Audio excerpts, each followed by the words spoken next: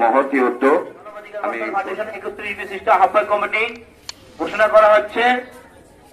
আমাদের এই 10 ফেব্রুয়ারি পর্যন্ত এই আহ্বায়ক কমিটির কার্যক্রম অব্যাহত থাকবে। আহ্বায়ক হিসাবে আমি নাম ঘোষণা করছি। সবাই একটু করতালি দিয়ে তাদেরকে অভিনন্দন জানাবেন। জনাব মোহাম্মদ সাদিকুল ইসলাম,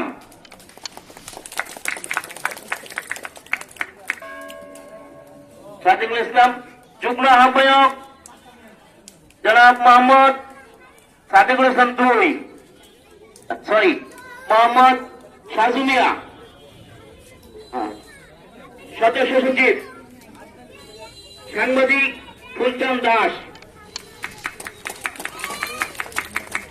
জনাব মোহাম্মদ সদস্য জাকিরুল ইসলাম জাকির, মোহাম্মদ রুহুল আমিন, মোহাম্মদ রুকন চৌধুরী, মোহাম্মদ মুখলিসুর রহমান, মোহাম্মদ শাহিদুল ইসলাম, মোহাম্মদ লোকমান হোসেন, মোহাম্মদ হারুনুর রশিদ, মোহাম্মদ সিরাজুল ইসলাম, মোহাম্মদ সাগর হাসান, মোহাম্মদ সুমন মিয়া সহ 31 বিশিষ্ট আহ্বায়ক কমিটি।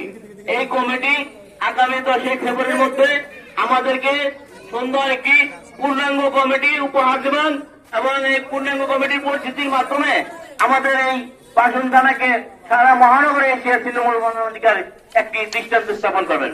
সবাই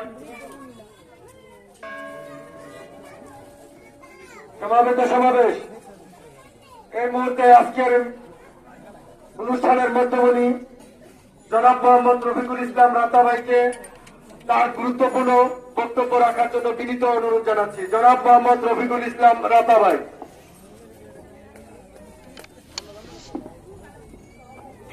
আউযু বিল্লাহি মিনাশ শাইতানির রাজিম। বিসমিল্লাহির রহমানির রহিম।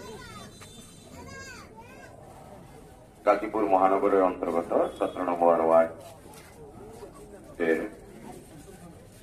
পাটন থানার কর্তৃক এশিয়ান তৃণমূল মানবাধিকার কমিশনের উদ্যোগে আজকের এই সভার সম্মানিত সভাপতি আমার ভাই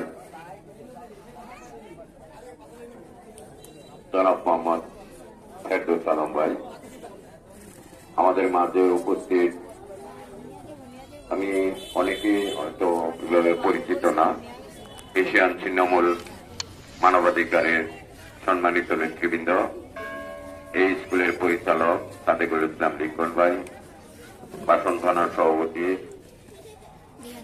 সাদেক ভাই সহ সামনে আমার উপস্থিত এশিয়ান তৃণমূল মানবাধিকারের সম্মানিত সদস্যবৃন্দ, আমার মা ও বোনেরা, আসসালামু আলাইকুম ওয়া রাহমাতুল্লাহি ওয়া বারাকাতুহু।